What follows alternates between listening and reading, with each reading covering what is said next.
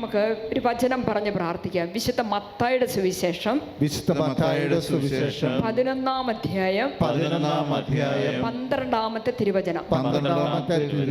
സ്നാപകയോഹന്നാന്റെ നാളുകൾ മുതൽ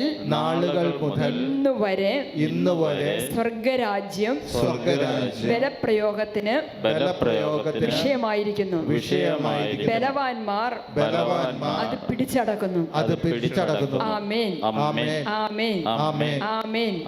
ഒന്നും കൂടെ ആ വചനത്തിന്റെ അഭിഷേകത്തിന് വേണ്ടിയിട്ട് പ്രാർത്ഥിച്ചുകൊണ്ട് പറയണേ. ആ വചന അഭിഷേകം ഈശോ ഇന്ന് നമുക്ക് തരാൻ ആഗ്രഹിക്കുവാണ്. ഉണ്ടോ? സ്നാപകയോഹന്നാന്റെ നാളുകൾ മുതൽ ഇന്ന് വരെ സ്വർഗരാജ്യം ബലപ്രയോഗത്തിന് വിഷയമായിരിക്കുന്നു. ബലവാന്മാർ അത് പിടിച്ചെടുക്കുന്നു. ഹല്ലേലൂയ. ദൈവരാജ്യം ആര് സ്വന്തമാക്കുന്നു എന്നാ തിരുവചനം പറയുന്നത്? ബലവാന്മാർ. ഹല്ലേലൂയ. ദൈവരാജ്യം ആർക്കുള്ളതാണെന്നാ തിരുവചനം പറയുന്നത്? ബലവാന്മാർക്ക്. അത് പറയുമ്പോൾ തന്നെ ഒരു ബലമില്ല. ഹല്ലേലൂയ എന്ന് പറഞ്ഞേ. ദൈവരാജ്യം ആര് പിടിച്ചടക്കുന്നു? ബലവാന്മാര് പിടിച്ചടക്കുന്നു. ഹല്ലേലൂയ. അത് പറയാൻ ഇത്ര ശക്തിയില്ലെങ്കിൽ പിന്നെ നമ്മൾ എങ്ങനെ ബലത്തോടെ ദൈവരാജ്യം പിടിച്ചടക്കും അല്ലേ?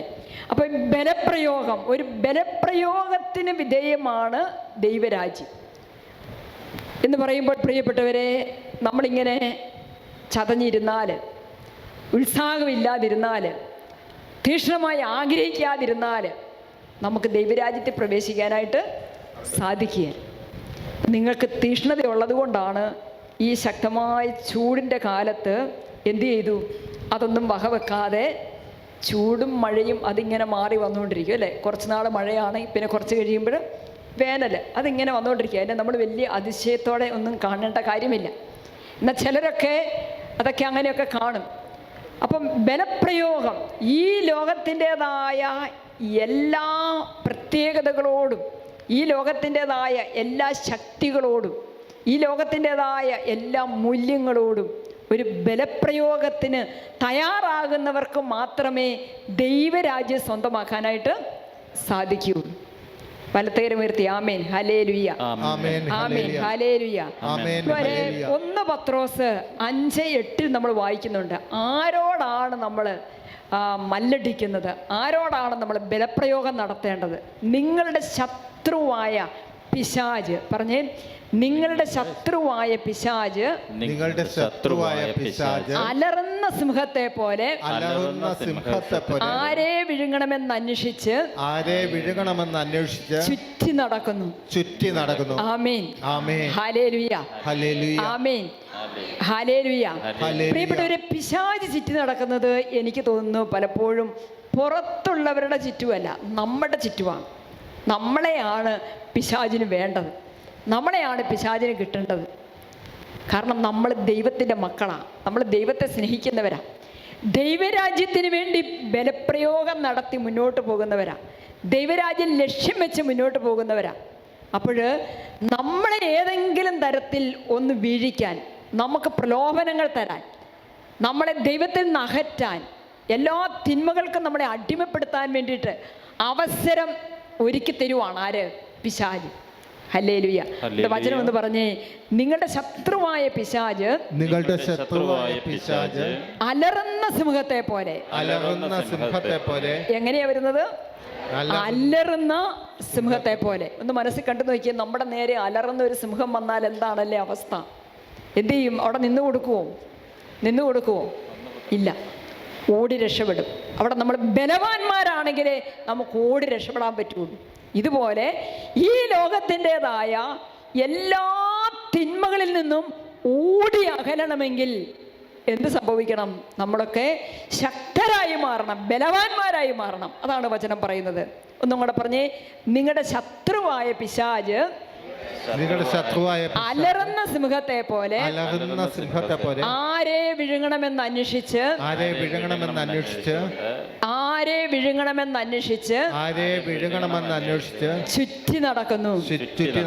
ആമേൻ, ആമേൻ, ഹല്ലേലൂയ. അതുകൊണ്ട് തന്നെയാണ് പ്രിയപ്പെട്ടവരെ, നമ്മൾ ഈ പിശാചിനെതിരെ പടപൊരുതാൻ, തിന്മയ്ക്കെതിരെ പടപൊരുതാൻ ഇങ്ങനെ നമ്മൾ ഒന്നിച്ചു ചേർന്ന് പ്രാർത്ഥിക്കുകയൊക്കെ ചെയ്യുന്നത്. പിശാചാരാ? പിശാചാരാ? ദൈവത്താൽ സൃഷ്ടിക്കപ്പെട്ട ആത്മാക്കളാണ്. പക്ഷെ അവരെന്ത് ചെയ്തു? അവർ നശിച്ചു പോകാനിട വന്നു. എന്താ കാരണം? എന്താ കാരണം? അവർ ദൈവത്തിന് വിധേയപ്പെട്ടില്ല. അവർ ദൈവത്തിന് വിധേയപ്പെടാത്തത് കൊണ്ട് അവർ നശിച്ചു പോയി. അങ്ങനെ നശിച്ചു പോയ ആത്മാക്കളാണ് പിശാചുക്കൾ. വചനം പറയാണ്, വിശുദ്ധ പൗലോസ്ലീഹ തെസ്സലോനിക്കക്കാർക്ക് എഴുതിയ 2-ാം ലേഖനത്തിൽ 2:11 ഇപ്രകാരം പറയുകയാണ്, വ്യാജമായതിനെ വിശ്വസിക്കാൻ പ്രേരിപ്പിക്കുന്ന ഒരു മിഥ്യാബോധം ദൈവം അവരിൽ ഉണർത്തും. ഉണ്ടോ? വ്യാജമായതിനെ എന്ന് പറഞ്ഞാൽ അതിൻ്റെ അർത്ഥം എന്താ? സത്യമല്ലാത്തതിനെ സത്യമാണെന്ന് കരുതാനും വിശ്വസിക്കാനും പ്രേരിപ്പിക്കുന്ന ഒരു മിഥ്യാപബോധം, അല്ലേ? അത് സാത്താൻ നമുക്ക് തരും. അപ്പോൾ അതിൽ നിന്നെല്ലാം സാത്താൻ്റെ പ്രലോഭനങ്ങളും തന്ത്രങ്ങളും ഏത് വഴിക്ക് വരുന്നതാണെങ്കിലും ഈ തിന്മയുടെ ശക്തിയെ ജയിക്കണമെങ്കിൽ നമുക്ക് ദൈവത്തിൻ്റെ ശക്തമായ സാന്നിധ്യം നമ്മുടെ കൂടെ വേണം. ആമേൻ. ഈ ദൈവികമായ ശക്തമായ സാന്നിധ്യം നമുക്ക് ലഭിക്കുന്നത് ഒന്ന് കുദാശകളുടെ സ്വീകരണത്തിലൂടെയാണ്. ഇന്ന് നമ്മൾ കുമ്പസാരിക്കാത്തവർ കുമ്പസാരിച്ചു. വിശുദ്ധ കുർബാന എന്താണെന്ന് മനസ്സിലാക്കിക്കൊണ്ട് വിശുദ്ധ കുർബാന അർപ്പിച്ച് ദിവ്യകാരുണ്യ നാഥനെ ഈശോയെ നമ്മൾ സ്വീകരിച്ചു. അപ്പോൾ ഈശോയിലുള്ള നമ്മുടെ സാന്നിധ്യം വളരെ ശക്തമാകുകയാണ്. ഈശോ നമ്മുടെ കൂടെയുണ്ട്. അതിനാൽ തന്നെ നമ്മളല്ല പിശാചിനെതിരെ യുദ്ധം ചെയ്യുന്നത്. ആരാണ്? ഈശോയാണ് നമുക്ക് വേണ്ടി യുദ്ധം ചെയ്യുന്നത്. ഈശോയാണ് നമുക്ക് സംരക്ഷണം തരുന്നത്.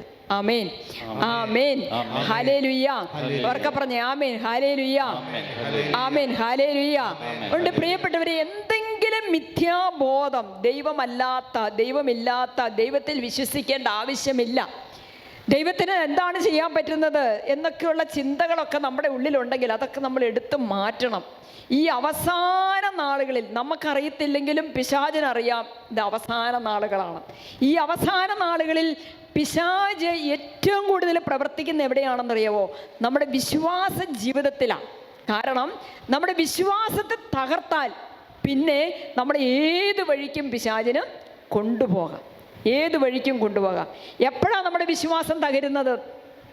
നമ്മൾ ആഗ്രഹിക്കുന്നത് പോലെ നമുക്കൊരു ജോലി കിട്ടാതെ വരട്ടെ, കിട്ടിയ ജോലി അത് പെട്ടെന്ന് നഷ്ടമായി പോകട്ടെ, ഏതെങ്കിലും മാരകമായ രോഗങ്ങൾ മൂലം നമ്മുടെ ആരോഗ്യം നഷ്ടപ്പെടുന്ന ഒരവസ്ഥ വരട്ടെ, അല്ലെങ്കിൽ സാമ്പത്തികമായ മേഖലകൾ, നമ്മുടെ ബിസിനസ് മേഖലകൾ, ജീവിത മാർഗങ്ങൾ, ഉപജീവന മാർഗങ്ങൾ, ഇതൊക്കെ ഒന്നും നഷ്ടപ്പെട്ടു പോകുന്ന അവസ്ഥകളിലൂടെയൊക്കെ കടന്നു വരുമ്പോൾ നമ്മുടെ വിശ്വാസം ചിലപ്പം നഷ്ടപ്പെട്ടു പോകുന്നതായിട്ട് പലരും പങ്കുവയ്ക്കാറുണ്ട്. എനിക്ക് വിശ്വാസം ഉണ്ടായിരുന്നു, പക്ഷെ ഇപ്പം എനിക്ക് വിശ്വാസമില്ല. കാരണം പ്രാർത്ഥിക്കുന്ന പോലെ സംഭവിക്കുന്നില്ല, ആഗ്രഹിക്കുന്ന പോലെ സംഭവിക്കുന്നില്ല, അതുകൊണ്ട് എനിക്ക് വിശ്വസിക്കാൻ പറ്റത്തില്ല എന്ന് പറയുന്നവരുണ്ട്. അപ്പോൾ പ്രിയപ്പെട്ടവരെ, എഫെസസ്യർക്കെഴുതിയ എഴുതിയ ലേഖനത്തിലെ 2-ാം അധ്യായത്തിൽ 8-9 തിരുവചനങ്ങളിൽ ഇപ്രകാരം നമ്മൾ വായിക്കുകയാണ്, വിശ്വാസം വഴി കൃപയാലാണ് നിങ്ങൾ രക്ഷിക്കപ്പെട്ടത്. പറയാവോ? വലത്തേരം ഉയർത്തി. വിശ്വാസം വഴി കൃപയാലാണ് നിങ്ങൾ രക്ഷിക്കപ്പെട്ടത്. എങ്ങനെ രക്ഷിക്കപ്പെട്ടു എന്നാണ് പൗലോസ്ലീഹ പറയുന്നത്? വിശ്വാസം വഴിയുള്ള കൃപ. ഹല്ലേലൂയ. അപ്പം കൃപ എന്ന് പറയുന്നത് അത് വിശ്വാസത്തിലൂടെ കിട്ടുന്നതാണ്. അപ്പം വിശ്വാസം എന്ന് പറയുന്ന ഏറ്റവും വലിയ കൃപയാണ്. മാമോദീസായിലൂടെ ദൈവം നമുക്ക് നൽകിയിരിക്കുന്ന ഏറ്റവും വലിയ കൃപയാണ് വിശ്വാസം. പൗലോസ്ലീഹ പറയാണ്, ഈ വിശ്വാസം വഴി കൃപയാലാണ് നിങ്ങൾ രക്ഷിക്കപ്പെട്ടത്. ആമേൻ, ഹല്ലേലൂയ. അപ്പം രക്ഷിക്കപ്പെട്ടിരിക്കുന്ന ഒരു ആത്മാവ് നശിപ്പിക്കപ്പെടുന്ന ഒരവസ്ഥയിലേക്ക് എത്താൻ വേണ്ടിയിട്ട് എന്ത് ചെയ്യണമെന്ന് പിശാചിനറിയാം. എന്ത് ചെയ്യണം? അവൻ്റെ വിശ്വാസത്തെ തകർക്കണം.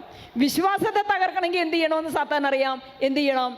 അവൻ്റെ ജീവിതത്തിൽ ഏറ്റവും വിലപ്പെട്ടതായിട്ട് കാണുന്ന കാര്യങ്ങളിൽ അവൻ ഇടപെടും. ഹല്ലേലൂയ. ചിലർക്ക് സ്വത്തായിരിക്കാം, ചിലർക്ക് ആരോഗ്യമായിരിക്കാം, ചിലർക്ക് പേരും പ്രശസ്തിയായിരിക്കാം, എന്തെങ്കിലുമൊക്കെ വളരെ വിലപ്പെട്ടതായിട്ട് കരുതുന്ന കാര്യങ്ങളെയൊക്കെ സാത്താൻ പിടിച്ചെടുക്കാൻ ശ്രമിക്കും. വചനം പറയുകയാണ്, ദൈവത്തിൻ്റെ ദാനമാണ്, അത് പ്രവൃത്തികളുടെ ഫലമല്ല, തന്മൂലം ആരും അതിൽ അഹങ്കരിക്കാതിരിക്കട്ടെ. ഏതിലാണ് അഹങ്കരിക്കരുതെന്ന് പറയുന്നത്? വിശ്വാസം എന്ന കൃപയിൽ. അത് ദൈവം തന്ന ദാനമാണ്. പ്രിയപ്പെട്ടവരെ, നമുക്കിങ്ങനെ വരാനും പ്രാർത്ഥിക്കാനും വചനം കേൾക്കാനും കുദാശകൾ സ്വീകരിക്കാനും ആത്മീയമായിട്ടുള്ള കാര്യങ്ങളൊക്കെ ചെയ്യാൻ സാധിക്കുന്നത് തന്നെ, കൃപകൾ സ്വീകരിക്കാൻ പറ്റുന്നത് തന്നെ ദൈവത്തിൻ്റെ വലിയ ഒരു കൃപയാണ്, അനുഗ്രഹമാണ്. ദൈവം അനുവദിക്കാതെ നമുക്ക് ആർക്കും വരാൻ പറ്റില്ല, പ്രാർത്ഥിക്കാൻ പറ്റത്തില്ല. അതുകൊണ്ടാണ് പൗലോസ് പറയുന്നത്, ഇത് ദൈവത്തിൻ്റെ ദാനമാണ്, ദൈവം നിങ്ങൾക്ക് തരുന്ന കൃപയാണ്, ദൈവത്തിൻ്റെ കൃപകളോട് നിങ്ങൾ സഹകരിക്കുന്നതാണ്. അതുകൊണ്ട് ആരും ഇതിൽ അഹങ്കരിക്കരുത്. അല്ല, തീർമേർത്തി പറഞ്ഞേ, ആരും ഇതിൽ അഹങ്കരിക്കരുത്. Hallelujah, amen, hallelujah, amen, hallelujah, amen, hallelujah. അതുകൊണ്ട് പത്രോസ് പറയുകയാണ്, ആദ്യം തന്നെ നിങ്ങൾ ഇത് മനസ്സിലാക്കണം. ആദ്യം തന്നെ നിങ്ങൾ ഇത് മനസ്സിലാക്കണം. ഏതാ മനസ്സിലാക്കേണ്ടതെന്ന് നോക്കിയേ. അധമ വികാരങ്ങൾക്ക് അടിമപ്പെട്ട് ജീവിക്കുന്ന നിന്ദകർ, പറഞ്ഞേ, അധമ വികാരങ്ങൾക്ക് അടിമപ്പെട്ട് ജീവിക്കുന്ന നിന്ദകർ. എന്ത് നിന്ദകരാ? ദൈവ നിന്ദകർ, ദൈവം വേണ്ട എന്ന് പറയുന്നവർ, ദൈവത്തിൽ നിന്ന് അകന്നു കഴിയുന്നവർ, ഈ ലോകത്തിൻ്റെതായ എല്ലാ അധമ വികാരങ്ങൾക്കും അടിമപ്പെട്ട് ദൈവമില്ലെങ്കിലും കുഴപ്പമില്ല എന്ന് ചിന്തിക്കുന്നവർ. വീണ്ടും വചനം പറയുകയാണ്, നിങ്ങളെ പരിഹസിച്ചുകൊണ്ട്, അങ്ങനെയുള്ളവർ നിങ്ങളെ പരിഹസിച്ചുകൊണ്ട് അവസാന നാളുകളിൽ പ്രത്യക്ഷപ്പെടും. പലതേറുമേർത്തി, ആമേൻ, ഹല്ലേലൂയ. ഇപ്പം നമ്മൾ പ്രാർത്ഥിക്കുന്ന ഒരു കൂട്ടായ്മയായിട്ട് ഒരുമിച്ച് ചേരുമ്പോൾ, പ്രാർത്ഥിക്കുന്ന ചില കാര്യങ്ങൾക്കൊക്കെ ഉത്തരം കിട്ടാതെ വരുമ്പോൾ, അല്ലെങ്കിൽ ചില കാര്യങ്ങളിലൊക്കെ ദൈവത്തിൻ്റെ ഒരു ഇടപെടൽ വൈകിപ്പോകുന്നു തോന്നുമ്പോൾ മറ്റുള്ളവരോട് നമ്മൾ ചോദിക്കും. ചിലപ്പോൾ വീട്ടിലുള്ളവർ തന്നെ നമ്മളോട് ചോദിക്കും. ഇപ്പം 9 ദിവസം ദൈവകരുണയുടെ പ്രാർത്ഥനയ്ക്ക് പോയിട്ട് എന്തായി, എന്ത് കിട്ടി, നമ്മളിങ്ങനെ പുച്ഛിക്കും, നമ്മളിങ്ങനെ വല്ലാതെ അവർ അപമാനിക്കും. അത് തന്നെ വചനം പറയുന്നത്. ആദ്യം തന്നെ നിങ്ങൾ മനസ്സിലാക്കണം, അങ്ങനെ ഒരു തിന്മയുടെ അരൂപിയുണ്ട്. പ്രാർത്ഥിക്കുന്നവരുടെ, വിശ്വസിക്കുന്നവരുടെ, ആത്മീയ ജീവിതം നയിക്കുന്നവരുടെ ജീവിതത്തെ ചോദ്യം ചെയ്ത് അവരുടെ ചിന്തകളെയും അവരുടെ ദൈവവിശ്വാസത്തെയൊക്കെ തകർത്ത് കളയുന്ന ഒരു തിന്മയുടെ അരൂപി ആവസിച്ചിരിക്കുന്ന വ്യക്തികൾ മനുഷ്യർ ഈ ലോകത്തിലുണ്ടെന്ന് പത്രോസ് പറയുകയാണ്. അതുകൊണ്ട് പത്രോസ് വളരെ വ്യക്തമായിട്ട് മനസ്സിലാക്കി തരികയാണ്, ആദ്യം തന്നെ നിങ്ങളിത് മനസ്സിലാക്കിക്കൊള്ളണം. എന്താണ് മനസ്സിലാക്കേണ്ടത്? അധമ വികാരങ്ങൾക്ക് അടിമപ്പെട്ട് ജീവിക്കുന്ന നിന്ദകർ, ദൈവനിന്ദകർ, ദൈവത്തെ പുച്ഛിക്കുന്നവർ, ദൈവത്തെ എങ്ങനെയും തരത്തിൽ അവഗണിക്കാൻ വേണ്ടിയിട്ട് നോക്കുന്നവർ നിങ്ങളുടെ ഇടയിലുണ്ട്. അവർ ദൈവത്തെ പരിഹസിച്ചുകൊണ്ട്, അല്ല, നിങ്ങളെ പരിഹസിച്ചുകൊണ്ട് അവസാന നാളുകളിൽ അവർ പ്രത്യക്ഷപ്പെടും എന്നാണ് പറഞ്ഞിരിക്കുന്നത്. എന്നിട്ട് എന്ത് പറയും? അവർ പറയും, എന്താ പറയുന്നത്? അവൻ്റെ പ്രത്യാഗമനത്തെക്കുറിച്ചുള്ള വാഗ്ദാനം എവിടെ? അവൻ്റെ പ്രത്യാഗമനത്തെക്കുറിച്ചുള്ള വാഗ്ദാനം എവിടെ? എന്തെന്നാൽ പിതാക്കന്മാർ നിദ്ര പ്രാപിച്ച നാൾ മുതൽ സകല കാര്യങ്ങളും സൃഷ്ടിയുടെ ആരംഭത്തിൽ ഉണ്ടായിരുന്ന സ്ഥിതിയിൽ തന്നെ തുടരുന്നല്ലോ. Hallelujah, amen, hallelujah. കേട്ടോ, എല്ലാ കാര്യങ്ങളും നമ്മൾ വിശ്വസിക്കുന്ന എന്താണ്? ക്രിസ്തുവിൻ്റെ 2ാം വരവിൽ വിശ്വസിക്കുന്നു. ക്രിസ്തുവിൻ്റെ 2ാം വരവിന് വേണ്ടി നമ്മൾ പ്രാർത്ഥിക്കുന്നു, നമ്മൾ ഒരുങ്ങുന്നു. അതിനുവേണ്ടി ഈ ലോകത്തിൻ്റെതായ പല കാര്യങ്ങളിൽ നിന്നും തിന്മകൾ നമ്മൾ വിട്ടുനിൽക്കുന്നു. ഈ ലോകത്തിൽ നിന്ന് നമ്മളൊന്ന് മാറി നിന്ന് ചിന്തിക്കുന്നു, ദൈവത്തെക്കുറിച്ച് ചിന്തിക്കുന്നു, ദൈവത്തെ ചേർത്ത് പിടിക്കുന്നു, ദൈവത്തെ കൂടെ നമ്മൾ നടക്കുന്നു, ദൈവത്തിൻ്റെ കൂടെ നമ്മൾ നടക്കുന്നു. അപ്പോൾ ഇതെല്ലാം കാണുന്ന ദൈവനിഷേധികൾ നിങ്ങളെ പുച്ഛിക്കും. എന്തു പറഞ്ഞു പുച്ഛിക്കും? അതൊന്നുമില്ല, നിങ്ങൾ വിശ്വസിക്കുന്ന പോലെയൊന്നും കാര്യങ്ങളില്ല, ക്രിസ്തുവിൻ്റെ 2ാം വരവില്ല, അല്ലെങ്കിൽ ദൈവമില്ല, ദൈവത്തെ വിശ്വസിക്കേണ്ട ആവശ്യമൊന്നുമില്ല എന്നുള്ള ചിന്തകളും വാക്കുകളുമൊക്കെ നമ്മൾ കേൾക്കേണ്ടി വരും. അതായത് ദൈവം ആവശ്യമില്ല, ദൈവം ആവശ്യമില്ല എന്ന് വരെ ചിന്തിക്കുന്ന രീതിയിൽ മനുഷ്യൻ വളർന്നു, ഈ ലോകം വളർന്നു, ശാസ്ത്രങ്ങൾ വളർന്നു, മീഡിയാസ് വളർന്നു, ഇതെല്ലാം വളർന്നു. ഇത് തന്നെയാണ് ആദ്യ മാതാപിതാക്കളുടെ ജീവിതത്തിലും ഉണ്ടായത്. ഇത് തന്നെയാണ്. നിങ്ങൾ ദൈവത്തെ പോലെയാകും, അല്ലേ? അവരോട് പറഞ്ഞെന്താണ്? പിശാച് പറഞ്ഞെന്താണ്? നിങ്ങൾ ദൈവത്തെ പോലെയാകും. പിന്നെ ദൈവത്തിൻ്റെ ആവശ്യമുണ്ടോ? ദൈവത്തെ പോലെയായ പിന്നെ ദൈവത്തിൻ്റെ ആവശ്യമുണ്ടോ? അപ്പം അങ്ങനെയുള്ള ചിന്തകളൊക്കെ നമ്മുടെ ജീവിതത്തിലേക്ക് വരും. വചനം പറയുകയാണ്, അവൻ ശിഷ്യന്മാരോട് പറഞ്ഞു, ദുഷ്പ്രേരണകൾ ഉണ്ടാകാതിരിക്കുക അസാധ്യം. ഉണ്ടോ? ഇങ്ങനെയുള്ള ചിന്തകളും ഇങ്ങനെയുള്ള പ്രലോഭനങ്ങളും ഇങ്ങനെ പ്രലോഭിപ്പിക്കുന്നവരും ചിന്തിക്കുന്നവരും ഒക്കെ ഉണ്ടാവും. പക്ഷേ വചനം പറയുന്നു, ദുഷ്പ്രേരണകൾ ഉണ്ടാകാതിരിക്കുക അസാധ്യം. എന്നാൽ ആര് മൂലം അവയുണ്ടാകുന്നുവോ അവന് ദുരിതം. ഹല്ലേലൂയ. ആർക്കാ ദുരിതം? ആർക്കാ ദുരിതം? ദുഷ്പ്രേരണയ്ക്ക് കാരണക്കാരാകുന്ന വ്യക്തികൾ, അവർക്ക് ദുരിതം. ഹല്ലേലൂയ. നമുക്ക് രണ്ട് തരത്തിൽ മറ്റുള്ളവർക്ക് നമുക്ക് പ്രേരണയായി നിൽക്കാൻ പറ്റും. നന്മ ചെയ്യാനുള്ള പ്രേരണയാകാൻ പറ്റും, തിന്മ ചെയ്യാനുള്ള പ്രേരണയും നമുക്ക് നൽകാൻ പറ്റും. അപ്പം നമ്മളിൽ നിന്ന് ആർക്കെങ്കിലും ഒരു തിന്മയ്ക്കുള്ള പ്രേരണ, പ്രലോഭനം നമ്മളിൽ നിന്ന് ഉണ്ടാകുന്നുണ്ടെങ്കിൽ അവന് ദുരിതമെന്നാണ് വചനം പറയുന്നത്. വചനം പറയുകയാണ്, വിശുദ്ധ ലൂക്കായുടെ സുവിശേഷം 17-ാം അധ്യായം 1-2 വചനങ്ങളിൽ പറയുകയാണ്, ഈ ചെറിയവരിൽ ഒരുവന് ദുഷ്പ്രേരണ നൽകുന്നതിനേക്കാൾ നല്ലത് കഴുത്തിൽ തിരികല്ല് കെട്ടി കടലിൽ എറിയപ്പെടുന്നതാണ്. ഹല്ലേലൂയ. എന്ന് പറയുമ്പോൾ പ്രിയപ്പെട്ടവരെ, വചനവിരുദ്ധ ബോധ്യങ്ങൾ, തിരുസഭയുടെ നിയമങ്ങളെ, കൽപ്പനകളെയൊക്കെ ലംഘിക്കുന്ന തരത്തിലുള്ള ജീവിത രീതികൾ, അങ്ങനെയൊക്കെ ജീവിക്കാനായിട്ടൊക്കെ മറ്റുള്ളവരെ പ്രലോഭിപ്പിക്കുക, പാപത്തിലേക്ക് നയിക്കുക. ഒരിക്കലും ഒരു സഹോദരൻ പറഞ്ഞതാണ്, ധ്യാനം കൂടിയ അദ്ദേഹം പോകുവാണ്. ധ്യാനം കഴിഞ്ഞ് പോകുന്ന അവസരത്തിൽ അദ്ദേഹം പറയുകയാണ്, എനിക്ക് വലിയ സന്തോഷമാണ്, ഞാൻ ധ്യാനം കൂടി, എൻ്റെ എല്ലാ ദുശീലങ്ങളും ഞാൻ ഉപേക്ഷിച്ചു. പ്രത്യേകിച്ച് അദ്ദേഹം പറഞ്ഞു, ഞാൻ 9 വർഷമായിട്ട് മദ്യപിക്കുന്ന ഒരാളായിരുന്നു, ഞാൻ മദ്യപാനം ഉപേക്ഷിച്ചു. പക്ഷേ ഇനി വീണ്ടും ഞാൻ ആ പാപത്തിലേക്ക് പോകാതിരിക്കണമെങ്കിൽ ഞാൻ സമൂഹത്തിൽ പ്രത്യക്ഷപ്പെടാതിരിക്കണം. ഞാൻ ധ്യാനം കഴിഞ്ഞ് വരുന്നത് എൻ്റെ കൂട്ടുകാരൊക്കെ നോക്കിയിരിക്കുവാണ്.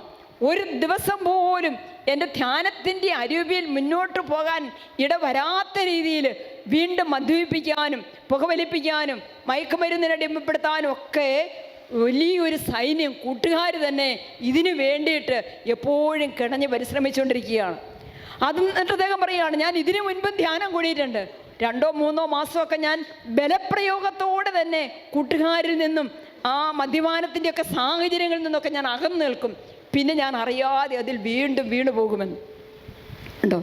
വചനം പറയുകയാണ്, അങ്ങനെ ഒരാളെ മദ്യപിപ്പിച്ചോ, ഒരാളെ ജഡികമായ തിന്മകളിലേക്ക് പ്രേരിപ്പിച്ചോ, ഒരാളെ മയക്കുമരുന്നിന് അടിമപ്പെടുത്തിയോ, ഏതെങ്കിലും തരത്തിലുള്ള തിന്മകൾക്ക് കാരണക്കാരാകുന്നവന് ദുരിതം. Praise the Lord. പ്രിയപ്പെട്ടവരെ, ഭയത്തോടെ വിറയലോടെ നമ്മൾ വായിക്കേണ്ട വചനമാണിത്. വചനം ഒന്ന് വലത്തേറുമുയർത്തി ഉറക്കെ പറഞ്ഞേ, ദുഷ്പ്രേരണകൾ ഉണ്ടാകാതിരിക്കുക അസാധ്യം. ആര് മൂലം അവ ഉണ്ടാകുന്നുവോ അവന് ദുരിതം. ഹല്ലേലൂയ. കരങ്ങളൊന്ന് വലത്ത് കരമൊന്ന് നെഞ്ചേ വെച്ച്, നമ്മൾ മൂലം ഏതെങ്കിലുമൊക്കെ കുടുംബങ്ങൾ തകരുന്നുണ്ടോ? ഒത്തിരി പേര് ഈ സ്പിരിച്വൽ ഷെയറിങ്ങിനൊക്കെ വരുന്ന സമയത്ത് പങ്കുവയ്ക്കും. അപ്പോൾ പ്രിയപ്പെട്ടവർ, അനാവശ്യമായിട്ട് മറ്റുള്ളവരുടെ കാര്യത്തിൽ നമ്മൾ ഇടപെടരുത്. മറ്റുള്ളവരുടെ കുടുംബത്തിലെ കാര്യങ്ങൾ നമ്മൾ ചികഞ്ഞന്വേഷിക്കരുത്. അവരുടെ കുടുംബജീവിതത്തെ തകർക്കുന്ന തരത്തിലുള്ള സംസാരങ്ങളോ ഇടപെടലുകളോ ഉണ്ടാകാൻ പാടില്ല. ഒരു ദാമ്പത്തിക ജീവിതത്തെ തകർക്കാൻ കാരണക്കാരായി നിൽക്കുന്ന വ്യക്തികൾ ഉണ്ട്. പരദൂഷണം വഴി, ഏഷ്യ വഴി, ഇല്ലാവചനം പറഞ്ഞുകൊണ്ടൊക്കെ മറ്റുള്ളവരുടെ കുടുംബജീവിതത്തെ, ദാമ്പത്തിക ജീവിതത്തെ തകർക്കാൻ നോക്കുക. അതൊക്കെ വലിയ ദുരന്തത്തിലേക്ക് നയിക്കുന്ന തിന്മകളാണ്. ഡിശ പറയുകയാണ്, ഏറ്റവും വലിയ പൈശാചിക പ്രവൃത്തി എന്നാണ് ഈ തിന്മയെ കർത്താവ് വിശേഷിപ്പിക്കുന്നത്. പൈശാചികമായിട്ടുള്ളൊരു പ്രവൃത്തിയാണ്. അവനാണ് ദുരിതം, അവർക്കാണ് ദുരിതം. അതുകൊണ്ട് നമ്മളത് എപ്പോഴും ഓർക്കണം പ്രിയപ്പെട്ടവർ. അപ്പം അങ്ങനെയുള്ള തിന്മകൾ നമ്മൾ വിട്ടു നിൽക്കണം. അതുകൊണ്ട് തന്നെ പൗലോസ്ലീഹ നമ്മളെ ഓർമ്മിപ്പിക്കുക, തിമോത്തിയസിന് എഴുതിയ 1-ാം ലേഖനത്തിൽ 2-ാം അധ്യായം 1:4 പറയുന്നത് എന്താണെന്നറിയാവോ?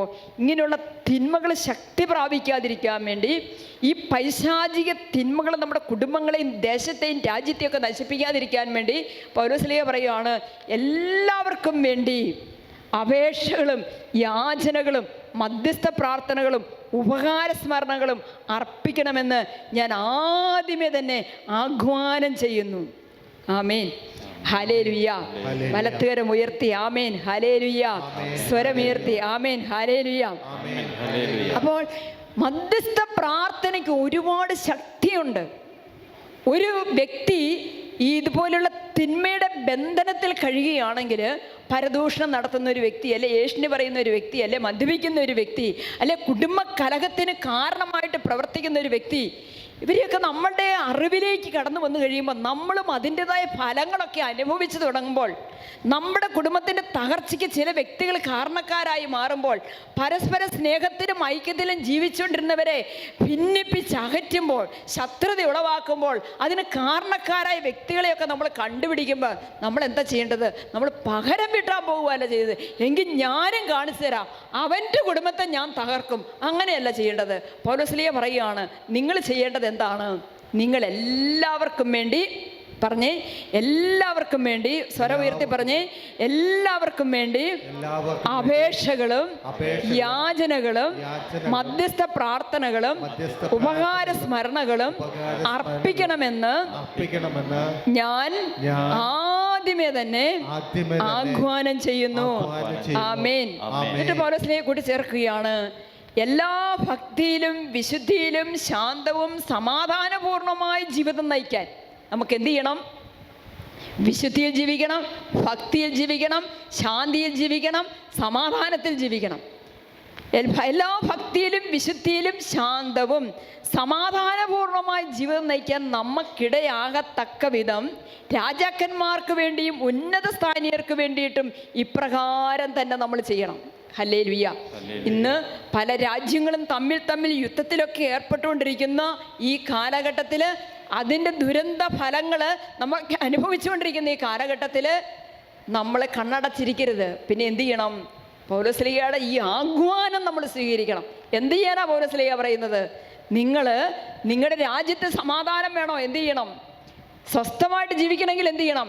രാജാക്കന്മാർക്ക് വേണ്ടി, ഉന്നത സ്ഥാനീയർക്ക് വേണ്ടി നിങ്ങൾ ദൈവത്തോട് മധ്യസ്ഥം വഹിക്കണം. ഹല്ലേലൂയ. ആമേൻ. ഹല്ലേലൂയ. നമ്മൾ മധ്യസ്ഥം പ്രാർത്ഥിക്കാതെ യുദ്ധമൊന്നും അവസാനിക്കുകയില്ല. രാജ്യങ്ങൾ തമ്മിലുള്ള ശത്രുതയൊന്നും അവസാനിക്കുകയില്ല. പകരം വീട്ടിൽ അവസാനിക്കുകയില്ല. ഇതിൻ്റെ എല്ലാം ദുരന്തങ്ങൾ പേറുന്നത്, ഇതിൻ്റെ എല്ലാം കഷ്ടതകൾ അനുഭവിക്കുന്നത് ജനമാണ്. അപ്പോൾ എന്ത് ചെയ്യണമെന്ന് വളരെ കൃത്യമായിട്ട് ബൈബിൾ എഴുതിയിരിക്കുകയാണ്. എന്താണ് ചെയ്യേണ്ടത്? മധ്യസ്ഥം പ്രാർത്ഥിക്കുക ദൈവത്തോട്. ഹല്ലേലൂയ. എൻ്റെ മകന് ജോലി കിട്ടണേ, എൻ്റെ മകളുടെ കല്യാണം നടക്കണേ, എൻ്റെ വീട് പണിയണേ, അങ്ങനെ പറഞ്ഞുകൊണ്ടിരുന്നാൽ പോരാ. ഇന്ന് ഒത്തിരി കുഞ്ഞുങ്ങൾ ജോലി നഷ്ടപ്പെട്ടിട്ട് നാട്ടിലേക്ക് വീട്ടിലേക്ക് വരുക. അപ്പം നമ്മുടെ വീട് പട്ടിണിയാകാൻ പോകുക, പട്ടിണി ആയിക്കൊണ്ടിരിക്കുക.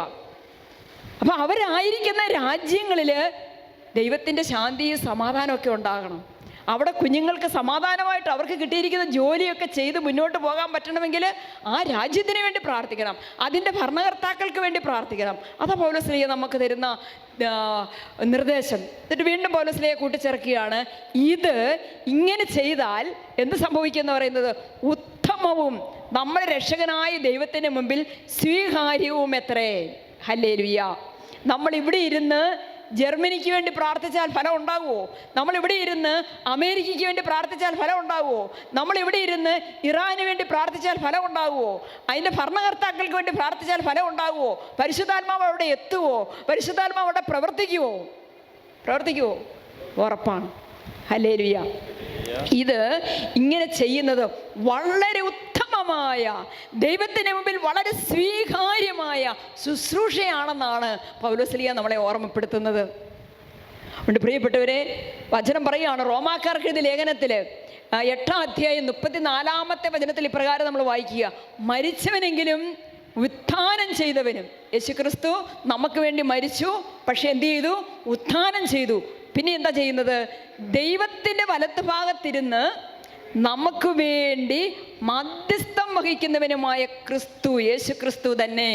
അപ്പം ഈ ഭൂമിയിലായിരിക്കുന്ന നമ്മൾ സ്വർഗത്തിൽ പിതാവിൻ്റെ സന്നിധിയിൽ വലത്തുവശത്തിരുന്ന് ഈ ലോകത്തിന് വേണ്ടി, ദൈവം തിരഞ്ഞെടുത്തവർക്ക് വേണ്ടി മധ്യസ്ഥം വഹിക്കുക. അപ്പം നമ്മുടെ മധ്യസ്ഥവും നമ്മുടെ മധ്യസ്ഥ പ്രാർത്ഥനയും യേശുവിന് നമ്മൾ സമർപ്പിക്കുക. യേശുവിലൂടെ, ഏക മധ്യസ്ഥനായ യേശു ക്രിസ്തുവിൻ്റെ മധ്യസ്ഥത്തിലൂടെ അത് എവിടെ എത്തുക? പിതാവിൻ്റെ സന്നിധിയിൽ എത്തുക. ഹല്ലേലൂയ. ഉറക്കെ പറഞ്ഞേ ആമേൻ. ഹല്ലേലൂയ. ആമേൻ. ഹല്ലേലൂയ. യെശയ്യാ പ്രവാചകന്റെ പുസ്തകം 65:2 നമ്മളിങ്ങനെ വായിക്കുകയാണ്, സ്വന്തം ആലോചനകളെ പിന്തുടർന്ന് വഴിതെറ്റി നടക്കുന്ന, നമ്മൾ ആർക്ക് വേണ്ടിയിട്ടാണ് മധ്യസ്ഥം വഹിക്കേണ്ടതെന്ന് വളരെ കൃത്യമായിട്ട് പറയുകയാണ്. സ്വന്തം ആലോചനകളെ പിന്തുടർന്ന് വഴിതെറ്റി നടക്കുന്ന കലഹപ്രിയരായ ഒരു ജനത്തിന് നേരെ ദിവസം മുഴുവൻ ഞാൻ കൈകൾ വിരിച്ചു പിടിക്കുന്നു. Praise the Lord. ഹല്ലേലൂയ. അപ്പം നമ്മൾ കരങ്ങൾ വിരിച്ചു പിടിക്കണം, കരങ്ങൾ കുപ്പിപ്പിടിക്കണം, എന്നിട്ട് ദൈവത്തോട് മധ്യസ്ഥം വഹിക്കണം. മധ്യസ്ഥം വഹിക്കുമ്പോൾ പ്രധാനമായിട്ട് നമ്മൾ ഓർക്കേണ്ട കാര്യം എന്താണെന്ന് വചനം പറയുന്നു. സ്വന്തം ആലോചനകളെ, സ്വന്തം തീരുമാനങ്ങളെ, സ്വന്തം പദ്ധതികളെ നടപ്പിലാക്കിക്കൊണ്ട് ജീവിക്കുന്ന ഭരണകർത്താക്കളെ ഒക്കെ നമ്മൾ ഓർക്കണമെന്ന്. സ്വന്തം ആലോചനകളെ പിന്തുടർന്ന് വഴി തെറ്റി നടക്കുന്ന, ദൈവത്തിൻ്റെതല്ലാത്ത വഴികളിലൂടെ സഞ്ചരിക്കുന്ന, വഴി തെറ്റി നടക്കുന്ന, കലഹപ്രിയരായ, കലഹമുണ്ടാക്കുന്ന, യുദ്ധത്തിന് കാരണക്കാരായി നടക്കുന്ന കാര്യങ്ങളെയും വ്യക്തികളെയും സമർപ്പിച്ച് ദൈവത്തിൻ്റെ സന്നിധിയിൽ ദിവസം മുഴുവനും കരങ്ങൾ വിരിച്ചു പിടിച്ച് പ്രാർത്ഥിക്കാനാണ് പറയുന്നത്. അല്ല, തീരമേർത്തി ആമേൻ ഹല്ലേലൂയ. സ്വരമേർത്തി പറഞ്ഞേ amen hallelujah, amen hallelujah, amen hallelujah, amen hallelujah. വീണ്ടും വിശുദ്ധ മത്തായിയുടെ സുവിശേഷം 16:26 നമ്മൾ വായിക്കുന്നു, ഒരുവൻ ലോകം മുഴുവൻ നേടിയാലും സ്വന്തം ആത്മാവിനെ നഷ്ടപ്പെടുത്തിയാൽ അവന് എന്ത് പ്രയോജനം? ഉണ്ടോ? ഒരുവൻ ലോകം മുഴുവൻ നേടിയാലും സ്വന്തം ആത്മാവിനെ നഷ്ടപ്പെടുത്തിയാൽ അവന് എന്ത് പ്രയോജനം? ഒരുവൻ സ്വന്തം ആത്മാവിന് പകരമായി എന്തു കൊടുക്കും? ഹല്ലേലൂയ. ഓരോ ആത്മാവിനും പകരമായിട്ട് ദൈവത്തിന് കൊടുക്കാൻ മറ്റൊന്നുമില്ല. അതുകൊണ്ടാണ് ഈശോ തിരുവചനത്തിലൂടെ നമ്മളെ ഓർമ്മപ്പെടുത്തുക, ദൈവത്തിന് മുൻപിൽ ഒരുവൻ ലോകം മുഴുവനും നേടിയാലും സ്വന്തം ആത്മാവിന് പകരം വെക്കാൻ ഒന്നുമില്ല. ഈ തിരുവചനം ഒരു വിശുദ്ധനെ വളരെ പ്രത്യേകമാം ഇത് സ്വാധീനിച്ചു. ആ വിശുദ്ധൻ ആരാന്നറിയാവോ? വിശുദ്ധ ഫ്രാൻസിസ് സേവ്യറാണ്. വിശുദ്ധ ഫ്രാൻസിസ് സേവ്യർ വിശുദ്ധ ഗ്രന്ഥം വായിച്ചു കൊണ്ടിരുന്നപ്പോൾ, വിശുദ്ധ ഗ്രന്ഥം വായിച്ച് കടന്നു പോകുന്ന സമയത്ത് അദ്ദേഹത്തിൻ്റെ ഹൃദയത്തെ തൊട്ട ഒരു വചനമാണ്, അദ്ദേഹത്തെ നിർത്തി ചിന്തിപ്പിച്ച ഒരു വചനമാണ്, ഒരുവൻ ലോകം മുഴുവൻ നേടിയാലും സ്വന്തം ആത്മാവിനെ നഷ്ടപ്പെടുത്തിയാൽ അവന് എന്ത് പ്രയോജനം? സ്വന്തം ആത്മാവിന് പകരമായിട്ട് അവന് ദൈവത്തിന് മുമ്പിൽ എന്ത് കൊടുക്കാൻ പറ്റും? വലത്തേറുമേർത്തി ആമേൻ ഹല്ലേലൂയ. ഫ്രാൻസിസ് സേവ്യർ അദ്ദേഹം പാരീസിലെ വലിയൊരു സർവകലാശാലയിൽ വലിയൊരു പ്രൊഫസറായിട്ട് ജോലി ചെയ്തുകൊണ്ടിരുന്ന മനുഷ്യനാണ്.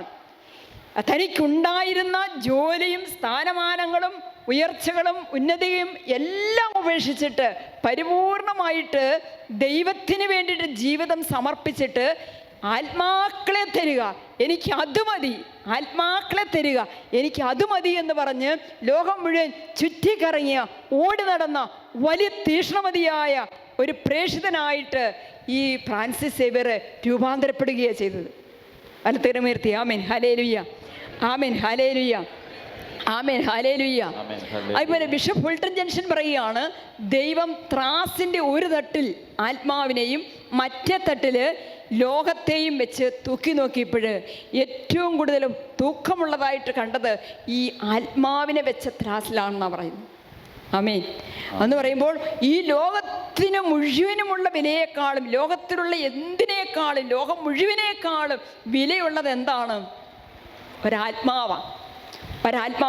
നമ്മുടെ ദൈവദാസൻ പഞ്ഞിക്കാരനച്ഛൻ, ധന്യൻ പഞ്ഞിക്കാരനച്ഛൻ പറയുന്നത് ഇങ്ങനെയാണ്. അച്ഛൻ പറയുന്നത്, ഞാൻ വൈദികനായിരിക്കുന്നത്, ഞാനൊരു പുരോഹിതനായിരിക്കുന്നത് ആത്മാക്കളെ രക്ഷിക്കാൻ വേണ്ടിയിട്ടാണ്. Hallelujah, amen hallelujah. ഒരു പൗരോഹിത്യ ശുശ്രൂഷയാകട്ടെ, ദൈവജനം ചെയ്യുന്ന ശുശ്രൂഷയാകട്ടെ, സഭയുടെ ഏത് ശുശ്രൂഷയുമാകട്ടെ, അത് ആത്മാവിൻ്റെ രക്ഷയ്ക്ക് വേണ്ടിയിട്ടുള്ളതാണെങ്കിൽ അത് ദൈവസന്നിധിയിൽ ഏറെ സ്വീകാര്യമാണ്. അതുകൊണ്ട് തിരുവചനം പറയുകയാണ്, വിശുദ്ധ യോഹന്നാന്റെ സുവിശേഷം 10:35 നമ്മളിങ്ങനെ വായിക്കുന്നു, വിശുദ്ധ ലിഖിതം നിറവേറാതിരിക്കുകയില്ലല്ലോ, ദൈവവചനം ആരുടെ അടുത്തേക്ക് വന്നുവോ അവരെ ദൈവങ്ങളെന്ന് അവർ വിളിച്ചു.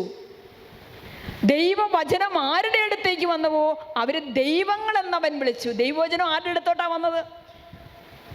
ആരുടെ അടുത്തോട്ടാ ദൈവവചനം വന്നത്? യേശു മനുഷ്യനായി അവതരിച്ചത് എങ്ങോട്ടാ? ആരുടെ അടുത്തോട്ടാ വന്നത്? നമ്മുടെ അടുത്തോട്ടാ വന്നത്. അപ്പം നമ്മളെ ദൈവങ്ങളെന്ന് വിളിച്ചു എന്നാണ് വചനം പറഞ്ഞിരിക്കുന്നത്. കണ്ടോ? അത്രമാത്രം വലിയ കാര്യമാണ് ഒരു ആത്മാവെന്ന് എന്ന് പറയുന്നത്. സങ്കീർത്തകനും പറയുകയാണ് നിങ്ങൾ ദൈവങ്ങളാണ്. എവിടെയാണെന്നറിയോ? 82-ാമത്തെ സങ്കീർത്തനം 6-ാമത്തെ വാക്യത്തിൽ പറയുകയാണ്, നിങ്ങൾ ദൈവങ്ങളാണ്, നിങ്ങളെല്ലാവരും അത്യുന്നതൻ്റെ മക്കളാണ്. ദൈവം നിക്ഷേപിച്ച ഒരു ആത്മാവ് നമ്മളിൽ വസിക്കുന്നത് കൊണ്ട് നമ്മൾ ദൈവങ്ങളാണെന്നാണ് വചനം പറയുന്നത്. ഉണ്ടോ? വിശുദ്ധ മാമോദീസായിലൂടെ ഈശോ ഓരോ ആത്മാവിനെയും തൻ്റെ കുരിശിലെ ബലിയുടെ യോഗ്യതയാൽ വിലയ്ക്ക് വാങ്ങി. എപ്പോഴാണ് വിലയ്ക്ക് വാങ്ങിയത്? അടുത്തിരിക്കുന്നവരോടൊന്ന് ചോദിച്ചാൽ, ഈശോ എപ്പോഴാണ് നമ്മുടെ ആത്മാവിനെ വിലയ്ക്ക് വാങ്ങിയത്? കാൽവരിയിലെ ബലിയിലൂടെ വിലയ്ക്ക് വാങ്ങി നമ്മളെ വിശുദ്ധീകരിച്ചു.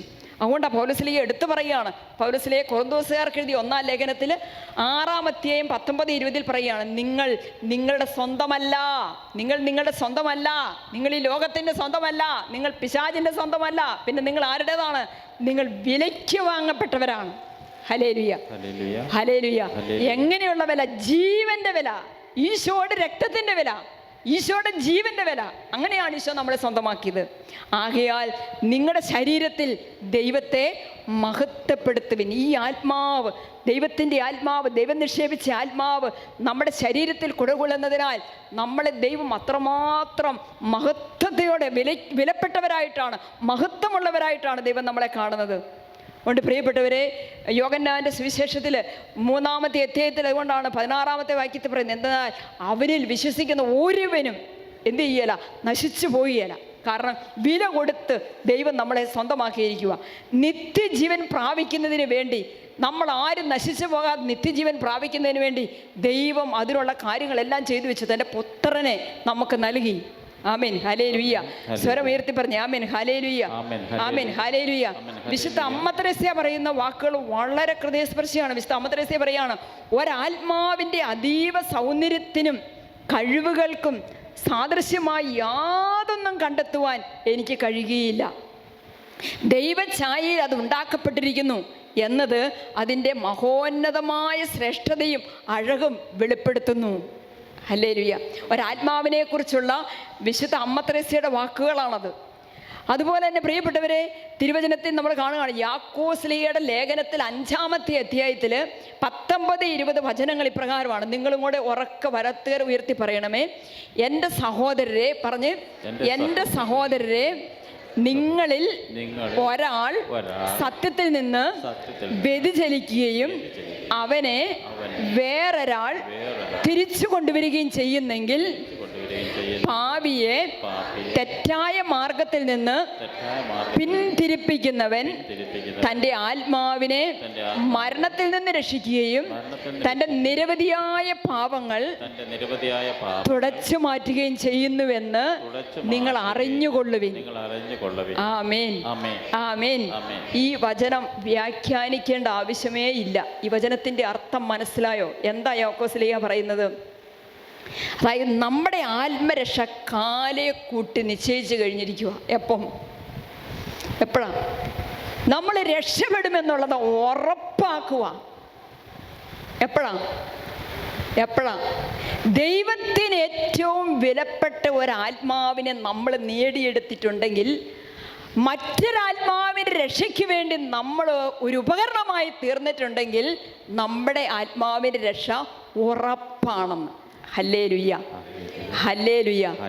അങ്ങനെയെങ്കിൽ എൻ്റെ ആത്മാവിൻ്റെ രക്ഷ ഉറപ്പാണെന്ന് ഉറപ്പുള്ളവരെന്ന് കൈവയ്ക്കുക. ഉണ്ട്, ചിലരൊക്കെ നല്ല ഉറപ്പോടെയാണ് കൈവെക്കുന്നത്. ചിലർ അയ്യോ ആരെങ്കിലും എന്നിലൂടെ രക്ഷപ്പെട്ടിട്ടുണ്ടോ ആവോ എന്നോർത്തുകൊണ്ടാണ് രക്ഷപ്പെടുന്നത്. ഏതെല്ലാം വഴികളാണ് ദൈവം നമുക്ക് തുറന്നു തരുന്നതെന്ന് നോക്കിക്കേ.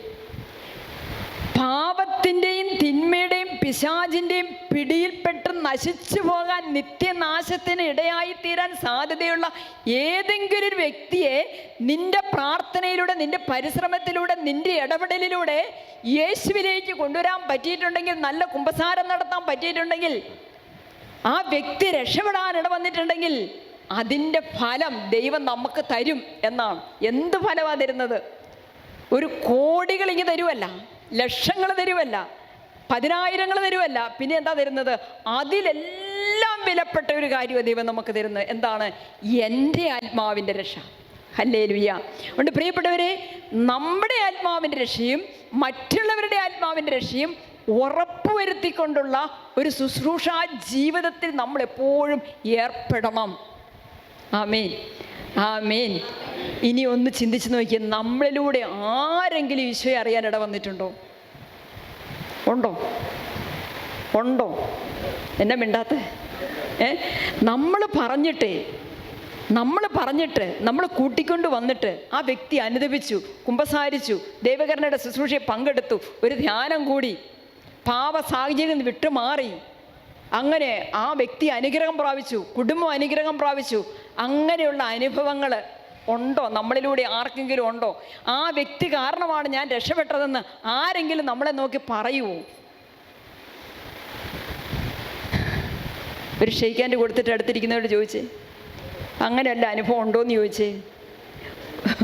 അങ്ങനെയുള്ള അനുഭവം ഉണ്ടോയെന്ന് കുഞ്ഞുമക്കൾക്കും ചെയ്യാൻ പറ്റും. കൂട്ടുകാരൊക്കെ അല്ലേ, നിങ്ങളുടെ കൂട്ടുകാരൊക്കെ കുസൃതിയൊക്കെ കാണിച്ച് അകന്നു പോകുമ്പോൾ കൂട്ടുകാരെയൊക്കെ ഈശോയിലേക്ക് ചേർത്ത് പിടിക്കാൻ ശ്രമിക്കുമ്പം കുഞ്ഞുങ്ങൾക്കും ആ ശുശ്രൂഷയാണ്.